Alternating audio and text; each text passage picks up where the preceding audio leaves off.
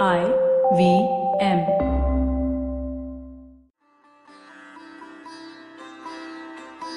In the secret cabinet of a museum in Naples, Italy, is an ivory statuette of a stunningly beautiful woman. Her legs are intertwined, her arms raised languorously.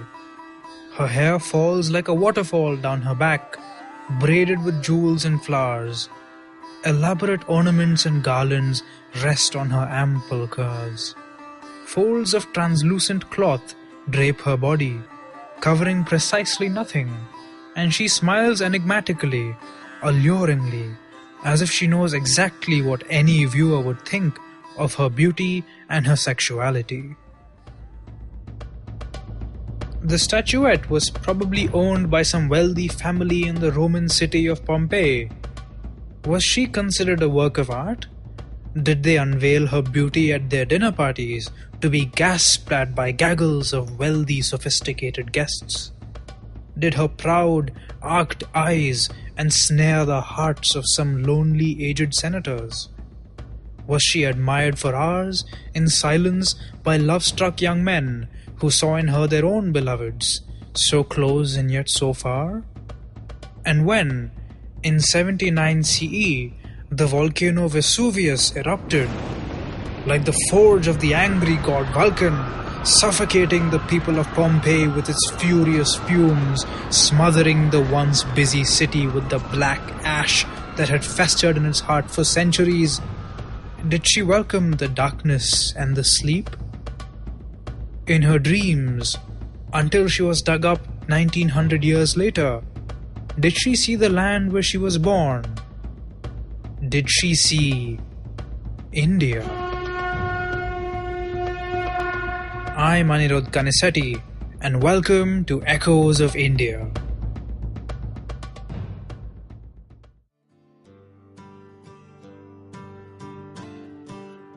When you and I study history, it's hard to constantly remember that all of human history happened simultaneously. Every single human on Earth today is a resultant of the actions and inactions of all of our common ancestors who spread out all across the world with their own romances and glories and despairs. Every arbitrary unit of time, every century, every hour, every minute was filled with sex and violence and money and music and the thrill of the senses, of being alive and looking out into the endless cosmos in silent wonder, as real to them then as it is to us now. Julius Caesar was conquering Gaul, while Aziz, the Shaka king of kings, battled the Indo-Greeks. Qin Shi Huangdi unified China under his bloody sword, while Ashoka Maurya was brutally conquering Kalinga. And how many other peaceful lives who changed the world in equally important ways have we forgotten? How many brave people traveled across the world, experiencing the wonders of the Silk Roads, those great economic webs that spread from China through Southeast Asia and India, through Africa and Persia, into Europe? What languages did they speak, and what did they dream of at night? Though I've mentioned in earlier episodes how important merchants and trade were to the Indian subcontinent, we'll delve into that a little bit in this episode.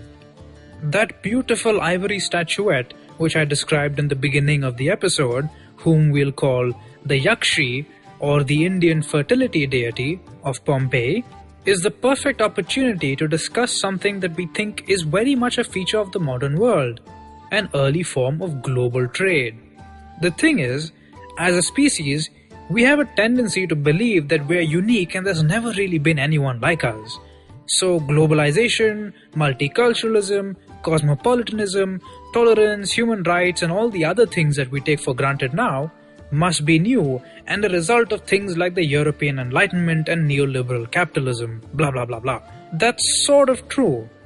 But as we know, at least in the case of ancient India, multiculturalism, pluralism, and tolerance weren't really that alien. Nor was it very strange for an ancient Indian, especially living in, say, Gandhara, where the Indo-Greeks ruled, to live in a cosmopolitan city where many languages were spoken and residents came from many ethnic backgrounds. So why do these supposedly modern or 21st century traits seem to show up so early in ancient India? Here's one possible explanation. The neurological foundations of human behavior haven't changed. Given the profit motive and the particular geographical and social environment of the Indian subcontinent, these ideas evolved because they suited our ancestors. Similar forces also drive modern globalization. Human behavior, the profit motive, and particular geographical, technological, and political configurations, allowing its ideas and institutions to evolve and thrive. So it shouldn't really be that surprising that ancient societies, though they didn't have gigantic freighter ships, internet connections, and passports, also had some form of globalization, rudimentary and different from ours though it was. India was especially well positioned for that sort of thing compared to many ancient societies. It was bang in the middle of the Indian Ocean, about midway between the massive markets of the Mediterranean and China. So let's come back to our ivory carving. How did this beautiful Indian lady come to ancient Rome? The answer, like much in history, is we don't know for sure, not 100%. We know that at least since the times of Cyrus of Persia in the 7th century BCE, there was already some contact between West Asia and India. And then, after the disruptive campaigns of Alexander the Great in the 4th century BCE, which we started this season with, the Greco-Roman world began to rapidly emerge as a new power center. These new elites in this new power center now knew about India. And as we saw in episode 1 of this podcast, they were connected to India through political links. And so, trade began to bloom, flowing from India through Persia into the Mediterranean. But then the Central Asian and Parthian tribes came in, as we saw in episode 2, bringing with them turmoil and warfare and creating new trade networks in India's northwest. Trade from Gandhara was temporarily less viable for the Mediterranean, but that was for the best, it turned out, because now Central and West India along the Deccan coast also entered the trade game. The Romans were busy brutally conquering most of the Mediterranean world and extracting wealth, which ended up in the hands of new elites in new urban centers, connected through the turbulent maritime highway of the Mediterranean Sea. And in India, we saw in episode 3 that state formation was also well underway. Don't worry, I'll put links to all these episodes in the description. In India, as in ancient Rome, there was increased social stratification, urbanization, and economic specialization, allowing for the exchange and development of goods and ideas.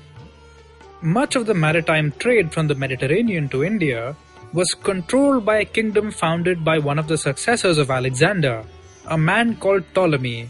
This kingdom was Egypt, and Ashoka Maurya actually sent diplomats to interact with a descendant of Ptolemy, calling him Ptolomaya in his inscriptions. The Ptolemies, like the Indo-Greeks or really the Indo-everythings, settled down into Egypt, blending with their culture. But since they were much closer to the Greek world, they retained much Greek influence, whereas the Indo-Scythians, or the Indo-Greeks, weren't really close to their homelands and so became much more Indianized. This Greek kingdom in Egypt had two shores. One was on the Mediterranean Sea, opening onto the Greco-Roman world. The other was on the Red Sea, pouring into the Arabian Sea and connected from there to India. Explorers discovered the monsoon winds that blew ships to India roughly in the 1st century BCE. They would have come to Gujarat, to Maharashtra, all along the western coast of the great peninsula of South India. Soon they came to the east coast as well, which we'll discuss in a later episode.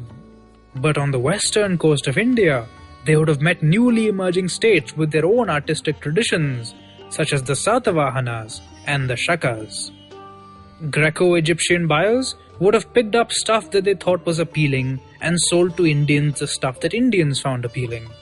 There would have been an exchange of ideas and of artistic traditions. Indian artisans, who were always an inventive sort of bunch, experimented with styles that their new patrons would have liked. Indian elites would have wanted the exotic styles of the West, and the West even in this early period, wanted the exotic magical goods of India. We'll talk more about how Roman art influenced Indian masters in the next episode of the podcast, but it's a remarkable parallel to how Indian elites today continue to consume and adapt Western styles in produce. One would have thought, really, that having these close trading ties would have helped ancient Indians and Romans realize that they weren't so different after all. But strangely enough, ideas are heavier than luxury items. Romans received goods that Indians would have found completely normal, such as spices. But since these goods were rare and came from far away, the Romans didn't know their original mundane purpose. Writing from the time shows that stuff like spices, perfumes, and Indian art were actually believed to be magical objects. And what's really interesting is that there's a similar pattern in how the West sees India today. We are still exotic, still alien, still somehow different. Have you ever met an Indian hippie wandering around the beaches of Marseille, France, searching for spiritual enlightenment in the works of Plato, or for that matter, the doctrines of the medieval Catholic Church? On the other hand, the beaches of Pondicherry are thickly covered with Western tourists on a mission to discover themselves by studying medieval or even early modern Indian philosophy that most Indians would never even have heard about. I'm always tempted to tell them, look, you can come to Pondicherry for the pretty beaches and the colonial history, but your whole millennial discovering yourself by backpacking through India is just some Orientalist hokum that has been nicely marketed to you, and the only enlightenment you're going to find is going to be a very, very expensive placebo effect. The strange thing is that even Indians have internalized this Western view of Indian culture, seeing it as some sort of source of perfect wisdom and magical spirituality. And I get that. It's hard to admit that our ancestors, brilliant as they were just as flawed and brilliant as any other ancient humans. It's hard to say, hey, you know what, we were special, but only as special as every other human civilization. And it's even harder to say that because it means that we can't easily say that our ancestors weren't any more special or advanced than the Western colonizers who made us ashamed of our culture for so long. But that's a debate for another day and another place. So let's come back to the 2nd century BCE and continue with the tale of early globalization. The exchange of artistic traditions, driven by the need to appeal to new, sort of proto-globalized cosmopolitan elites, explains a great deal about the mysterious Ivory lady of Pompeii. Any modern Indian would take a look at her and say, bro, that's one of us. I'll put a bunch of pictures of her in the description and you can tweet me if you agree. But the Yakshi is also different. There are echoes of Indian art in her, but there's clearly some influence from Greco-Roman ideas of art as well.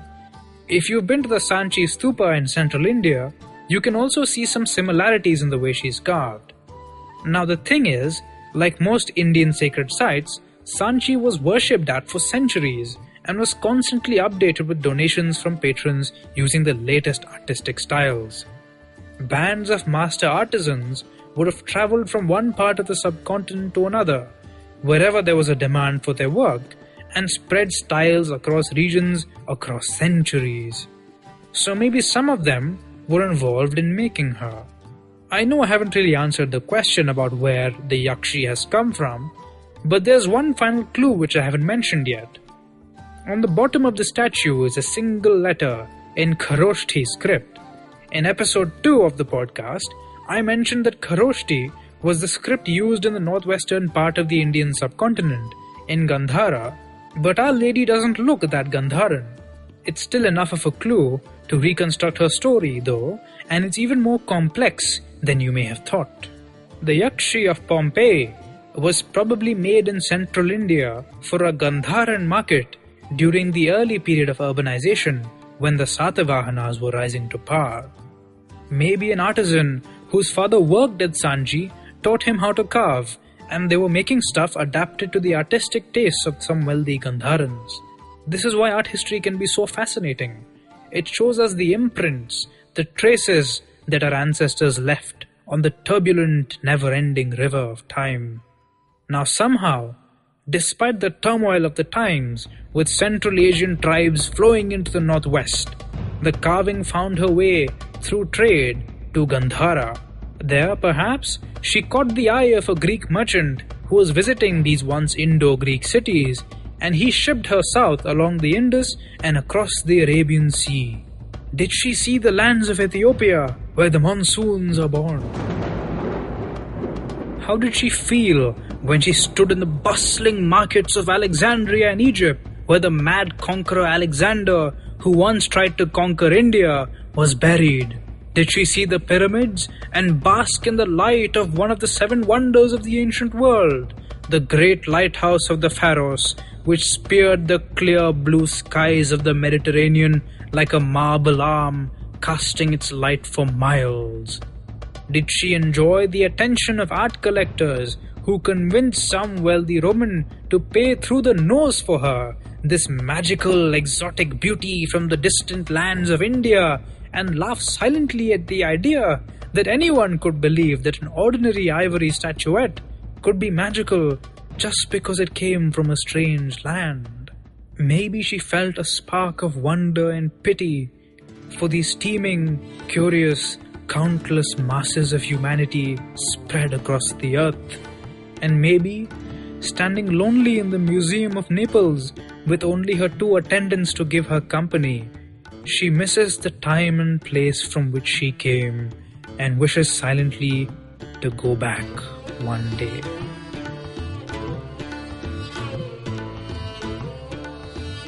If you liked Echoes of India, don't forget to check out other interesting podcasts on the IVM network. You can listen to us on the IVM Podcast app or ivmpodcast.com. While you're at it, why not follow us on Twitter and Instagram at IVM Podcasts? And if you have questions or comments on Echoes, I'm at Ekanisetti on Twitter and at Aniruddha Devaraya on Instagram.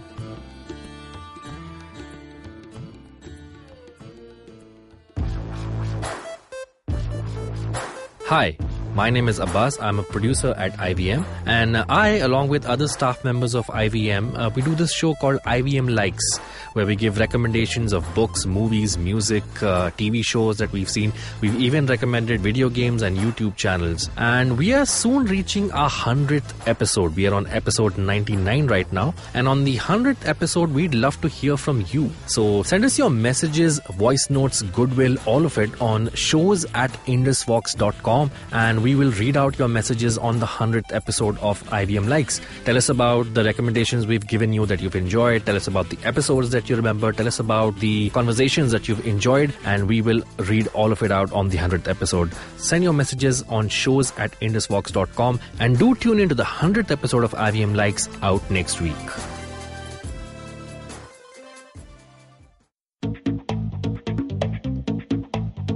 Advertising is dead. Yep, you heard me right. Advertising is dead. We're all in the content business now. Let's not call it news, TV, radio, etc., etc. It's all content, and we're in the middle of this weirdly exciting phase where all the borders and lines that have been drawn over decades has been swept away by this lovely thing called the internet. We're a show where we don't dwell on just the stuff that is now, but rather the wider stuff about advertising, media, content, and the whole goddamn circus surrounding it. Tune in every Tuesday for our weekly unboxing of the mystery box we used to call advertising. I'm Varun Dugirala, co-founder and content chief at The Glitch, and this is my new podcast, Advertising is Dead.